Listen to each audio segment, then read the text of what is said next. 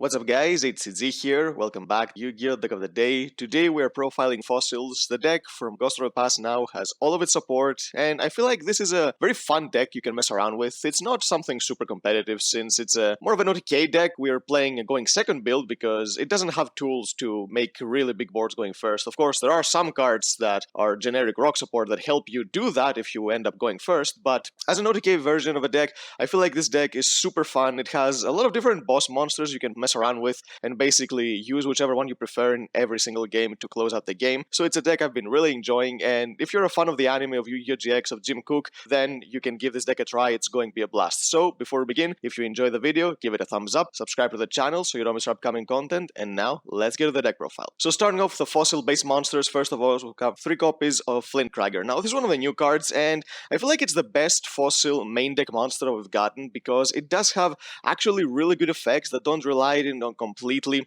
being able to be used by other cards. So first of all, it's a level 3 Earth, so you can go into Naturia Abyss with this because, of course, you already know we're playing Adamancipators in the deck, and there you cannot play a rock-type best strategy now without playing Adamancipators, and thankfully they are budget now, so it's not a big of a deal playing this engine. So what this card does is that if it's special summoned, you can discard a card and then add one Fossil Fusion monster and send one Fossil Fusion monster from your extra deck to the graveyard. Now, all the Fossil Fusion monsters do have effects in the graveyard, except for the really big ones. So the small ones are the ones you want to send to the graveyard to use the utility effects. The other, add U cards or pop cards on your opponent's field, and then you want to go for your Fossil Fusion play to bring out the bigger ones, which are the ones that can do piercing, multiple attacks, and all those other things that can help you close out games. So this card is really good, and then you can send this card from the field to the graveyard to inflict 500 damage to your opponent, and if you have Fossil Fusion in your graveyard, you can return to your grave one of your banished Fossil Fusion monsters or one card that mentions Fossil Fusion. So this card can help you win in time as well because of this burn effect, but most of the time you don't really want to use this effect. You want to either go into an Naturia Beast or you want to be able to go into a Needle Fiber. Just keep it on the field. This effect was meant to send this card to the graveyard so that it would give you a rock monster in the grave for Fossil Fusion, because Fossil Fusion requires monsters in the graveyards in order to fusion summon. But the thing is, it's not difficult to get rock monsters in the graveyard regardless of using an effect like this or not, so this effect only will come up in time. You don't ever want to use it in other times. We have 2 copies of Weathering Soldier. This is another card that you want to send to the grave with another card effect. So it says that if it's destroyed by a battle or sent to the grave by card effect, 99% of the time you're going to send it to the grave by card effect. It's not going to get destroyed by a battle. You can add a Fossil Fusion or one card that lists Fossil Fusion, except Weathering Soldier, from your deck to your hand. So this is a card that you can send to the grave with either a Miracle Rupture or Foolish Burial, and there are some other cards that can do it as well. So you can basically get a search. It's a decent card. You don't want to max it out because it's a card that, even though you can excavate it with the Adamancipators, if it gets to the field and you link it away or sync it away, it's not going to get its effect because unfortunately it doesn't say that it has to go to the grave by any means. It has to go to the grave by a card effect. So most of the time, if you excavate this, it's just going to be a level 4 body that does nothing except from being synchro material. But still, we do have quite a few cards that can send this card from the deck to the graveyard, so you can get the search. We have 1 copy of Shell Knight. This card is basically the new searcher that gives you access to a bigger monster from the main deck. So when this card is normal summon, you sit it to defense position, you inflict 500 damage to your opponent. I doubt this is going to happen again, but it's just that this deck has effects that can win in time for some reason. So just keep in mind that these effects exist because you never know when you're going to go into a super grind game and you might need these effects in order to win in time, but they won't happen too often. So the effect that you care about for this card is that if it's destroyed by battle, again, it won't happen again, but if it's sent to the grave by a card effect, you can add a level 8 rock monster from your deck to your hand, or if you have Fossil Fusion in your grave, you can special summon it instead, and you cannot activate the effects of the card you added for the rest of this turn. Now the thing is, Block Dragon is banned, so this card would have been able to search Block Dragon, ironically, but we don't have it here in the TCG, so we need to think of a different card to play for this card, and there is one other monster that is actually decent, and that's the 1 copy of Gaia Plate, the Earth Giant. Now this is basically another Dragon Ruler. You can banish 2 rock monsters from your grave to special summon from your hand, and it's just a 2800 beater. It doesn't matter that you cannot activate its effect if you add it with Shell Knight, because it doesn't activate an effect to special summon itself. It's an inherent summon. You won't be able to activate the other effect that it doesn't really make sense in regards because it just halves the attack and defense of any monster that battles with this card. So it doesn't matter too much. Come on, it's not going to be an effect that you're going to need because it's a 2800 beater. It's going to run over most monsters on its own regardless. So even if you add it with Shell Knight, the restriction doesn't matter one bit, and it's another body that you can get on the field to either go into Xyz plays going first or just have another beater to attack with going second. Now let's go into more of rock generic supports. We have 3 copies of Rock Band Xenoguitar. power. Now, this is an amazing card for the deck. So it says that if it's sent to the grave, you can target one rock monster in your graveyard, you add it to your hand, and then place one card from your hand to the top of the deck. Now, this effect is an effect that you can use no matter how this card goes to the grave, which is better than all the other fossil monsters because they have to go to the grave by a card effect. And the thing is, sometimes you're going to summon one of the excavators from the deck with Needle Fiber, but you're not going to be able to use its effect because you use it with Needle Fiber, so you won't be able to do so. But when you link it away and you use this effect, you can add back the monster you sent to the grave, and then because it's not restricted by Needle Fiber anymore, you can use their own special summon effect, get it to the field, and then basically use the excavation effect, so that can come up. And it also has another effect that it says that if this card is banished from the field or graveyard, you can send one rock monster from the deck to the grave. So this is why Gaia Plate is an amazing card, because this is basically a resonance kind of insect for the deck. It has an effect that when it hits the grave and when it's banished from the grave, and you want to try to utilize both effects as quickly as possible, which is why Shell Knight and Gaia Plate help with that, because you already see that this deck has a lot of effects and a lot of cards that want to go to the grave from the main deck. So this is another Foolish Barrier on top of the 3 Miracle Ruptures and the Foolish Barrier we play in the deck, so you can have more of those effects consistently. Now, two other one-offs, that is, these are monsters that give you utility depending on what you need. The first one is Revival Golem. You've seen these cards in old school Adamancipator decks. We went back in the day where it was tier 1. These cards were good. So Revival Golem is another card that can basically give you a free extender when you send to the grave by a card effect. And we also have the one copy of Tackle Crusader, which going second can help you a lot because we are not in a full link-based format anymore. So Book of Moon effects have become much more relevant. So this card being able to basically foolish it and then Book of Moon a monster can help you play around negates. And it also has an effect that you can target a face-up spell and trap your opponent controls and return it to the hand. So you can even play around cards like Skill Drain against matchups like Eldritch with this card. All you need to do is activate a Miracle Rupture or a Foolish. You send this to the grave. It's in the graveyard, so Skill Drain doesn't affect it, and you basically bounce a Skill Drain, and then you can play from there. So this deck does have options to pretty much play around anything, which is why I love this deck. It does have a lot of things it can do going second, regardless of what it's facing. So this is why I love playing these cards in the deck. And the last monsters we play in the deck, of course, are the Adamancipator Excavators. We have 3 copies of Researcher. She's the best one because all you need to do to special summon her is control any rock monster, and all the Adamancipator Excavators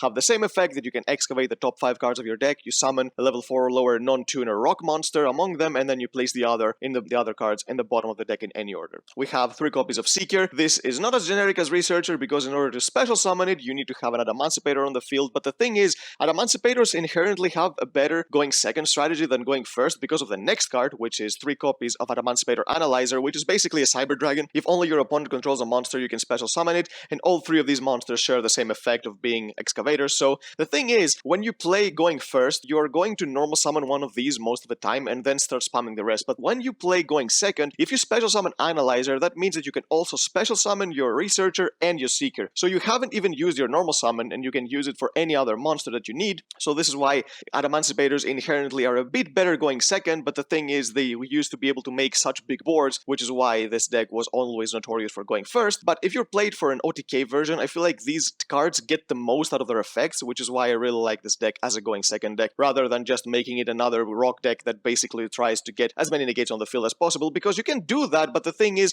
there are better decks to do so than playing fossils in the deck. So if you want to play fossils, I feel like going second is the way to go. Now for the spell cards, we have 3 copies of Miracle Rupture. Amazing card, is basically a Foolish Barrier for any level 4 or lower rock monster, and then if you have Fossil Fusion in your graveyard, you also get to draw a card. So not only will you get the effect of the monster you send to the grave, but you also replace this card in your hand if you have Fossil Fusion in the grave. So this card is absolutely amazing. We have 3 copies of Adamancipator Signs, another card that's basically really good for anything rock related, not just Adamancipators. The thing is, this card is not really a specific card for Adamancipators. It can bring back any rock monster from the grave. It's an Adamancipator card because afterwards it stacks any rock monster you want in the deck to make sure that the next excavation you do with the Adamancipators hits for sure. So this is why this card also helps you mitigate the risk of the excavations. But the thing is, you do play so many rock monsters that you can summon with the Adamancipators that you will hardly ever miss, especially going second because you are digging 1 card deeper with the extra draw. So this is why this card is also really good. For the one-offs who play 1 copy of Fossil Fusion, this card is the fusion spell of the deck. It basically gets you to any of the fusion monsters you want, and what this card does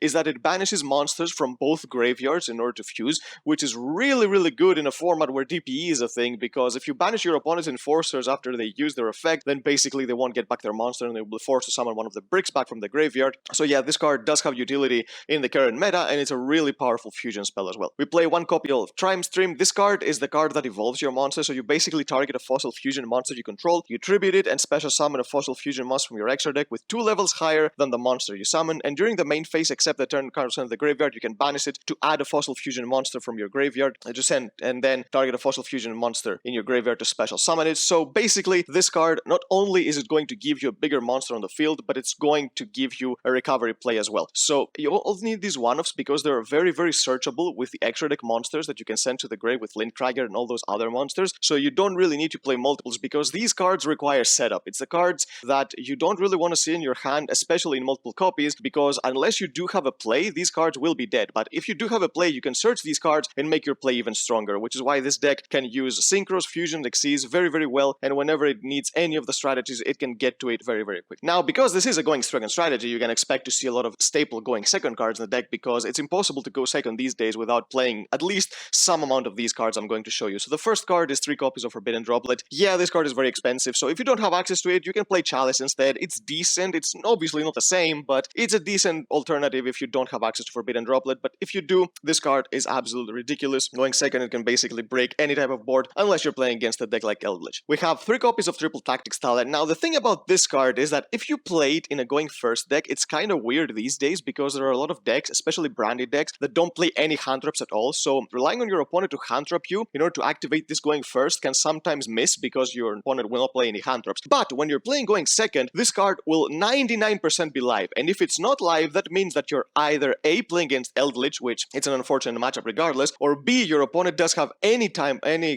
interaction. So if that's the case, you don't care about this card in your hand because if your opponent cannot activate any monster effects during your own turn when you're going second, that means that you're going to win regardless. So this card, whether it's live or not going second, it's going to be an auto win just because being able to pot of greed, steal monsters, you can do whatever you want, and having access to Needle Fiber means that any monster you steal will be usable for a link play. So this card is really, really powerful, and when you're playing second, you need to max out on this card 100%. We play 3 copies of Raigeki. Now, this card being a 3 feels weird, but I'm so glad that we can use this in some going second decks because people have forgotten how good this card is. Yes, in the current meta, we're playing going first decks 90% of the time, so it doesn't matter this card being a 3, mainly if you want to side it, but even people don't do that. But this card, I think, feels like a much better Lightning Storm because the thing about Lightning Storm is that it's a card that you cannot activate after you draw any kind of effect because you have to have nothing on the field. But the deck does have some draw power. It has draw power with Miracle Rupture and Triple Tactics Talent, so I wouldn't want to draw into a Lightning Storm when that happens, especially against a deck that doesn't play back row. So I feel like main decking Raigeki for this deck makes more sense. Of course, you're going to side Lightning Storm for the matchups that are more trap-based, but this card being able to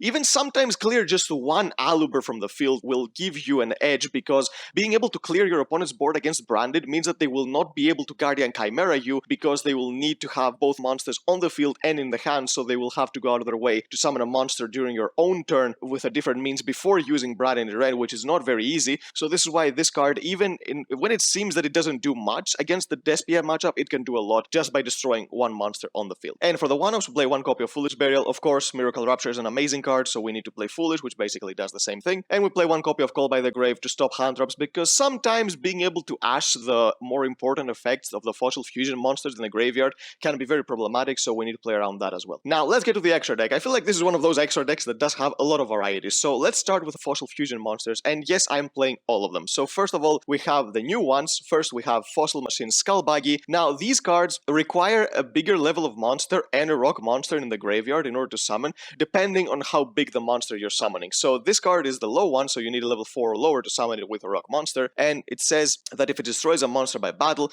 you can inflict 600 damage to your opponent. But the thing is, the low-level monsters of the extra deck, you don't need them for the first effect that is somewhat of battle-related, but not really because it's kind of weak. You need them for the second effect that have utility in the graveyard. So you can banish this card from your graveyard to add a monster from your deck that mentions Fossil Fusion. So these are the monsters that you want to be sending to the graveyard so you can use their effects in order to get more pluses. So this is why this card is really, really good because it gets you to any of the monsters you need. We have 1 copy of Fossil Machine Skullwagon. This requires a level 5 or a 6 monster, and this card can attack twice on monsters. When it destroys a monster by battle, it inflicts 800 damage to your opponent, but you can banish this card from your grave to target a spell and trap on the field destroyed. The middle monster of the trios have effects that can destroy cards. We all know Skull Knight because it's a card that has been played somewhat like another version of NTSS because it pops any card by any monster by banishing during your own turn. So this card will destroy backers. So it basically fits the opposite side of the purpose of Skull Knight, which is why I don't feel like you need to main deck any backer removal because this card can deal with back row, as on top of Tackle Crusader, you do have some inherent ways of dealing with back row. So this is why you don't really need to main deck Lightning Storm, but if you want, you can of course do it, especially if you're playing in the locals that you know you're going to play against a lot of control decks. Now, the monster you want to be summoning with Fossil Fusion out of the machine monsters is the one copy of Fossil Machine Skull Convoy.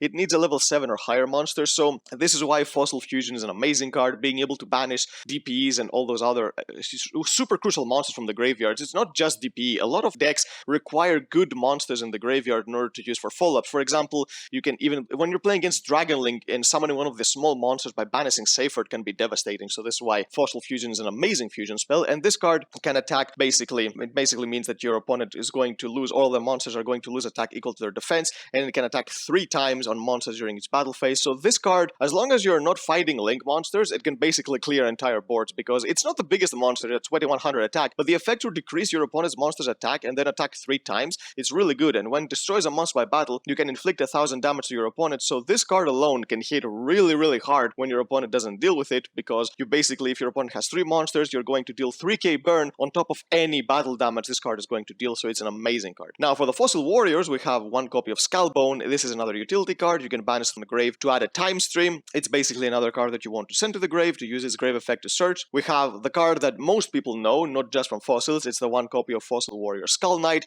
It's a monster that you can basically banish from the grave to just target a monster on the field and destroy it. And all these monsters, again, they have effects to basically attack again if they destroy a monster, but you don't really want to be summoning these monsters. You want to be summoning the next one, which is the Fossil Warrior Skull King. So this card can attack twice, not just on monsters, but twice in general. It inflicts piercing damage to your opponent, and then during your opponent's turn, you can target a monster in your opponent's graveyard to discard a card and special summon that monster to your field, which is an amazing effect again, because being able to disrupt the grave is this deck's game, because it can do it so well with so many different effects, and being able to use beaters like this is why this deck is really good going second. Now, for the Fossil Dragons, we have one copy of Fossil Dragon Skullgar. This is another utility effect. You can banish it from the grave to add a Fossil Fusion from your deck to your hand. So this is why you only need to play one copy of Fossil Fusion and one copy of Time Stream. You can get access to them whenever you want. And we play one copy of Fossil Dragon Skullgios. This is the card that you want to be summoning most of the time along with Skull King, because this card basically means that if it battles a monster, you can switch the current attack and defense of that monster, so it can deal with anything. And if this card attacks a defense position monster, it inflicts piercing damage. And then if it battles an opponent's monster, it basically deals double damage to your opponent. So this card with 3500 attack, being able to do piercing and make sure that you battles the attack and defense, whichever one is lowest when you're battling a monster, means that you can do a lot of damage very quick. For the Synchro monsters, we have one copy of Naturia Beast. Because we have Flintcragger, this card is very easy to summon with either Research or Seeker, and sometimes this card can be very devastating, especially against Branded. Being able to just fusion with fusion spells means that if you can protect this card, then basically it's game against that deck. We play one copy of Raptide. Of course, in any Adamancipator deck, either it's the pure deck or you play it as an engine in other rock decks, you're going to see this card, along with the next card, which is Dragite. Being able to have access into Hulky Fibrex means that you're going to have a water monster in the grave whenever you want, which is why, as long as Hulky Fibrex exists, this monster is going to be very easy to summon and have its effect activatable as well. For the Xyz monsters, we play one copy of Galan Granite. Of course, it's a monster that searches you any rock monster in your deck. 90% of the time, you're going to be summoning to searching your Researcher, which, because you have a rock monster, then you can special summon her, go into an Excavation, go into Needle Fiber, and do everything you want. We play one copy of Titanic Galaxy. We do play some level 8 fossil monsters, and because of Gaia Plate being searchable with Shell Knight, means that we can summon this card as well. And for the Link monsters, we have one copy of Hulk Fibrex. Again, this card with Xeno Guitar gives you a synergy that you wouldn't have in any other deck, just because you can get the monster you want on the field, and even though it's not going to be able to use its effect right away, you will then lick it away or synchro it away, get it back with Xeno Guitar, special summon it with its own effect, and then you will be able to use the effect. And one copy of Appaloosa. For the rare times that you will be forced to go first, you can make this card, and you don't need access code or World Sword in this deck. This deck does have enough firepower on its own, so I feel like this spot is best reserved for a monster that can be more of a protection when you're going first, rather than another offensive card in an already very offensive deck. So yep, that's the deck, guys. I hope you enjoyed it. It's a really cool deck, so if you're a fan of rocks and you want to play Adamancipators in a different way, then give this deck a try. It's going to be a hell of a fun time playing this. It's not as good, of course, as you play an Adamancipator deck going first, try to make a board, but again, it's very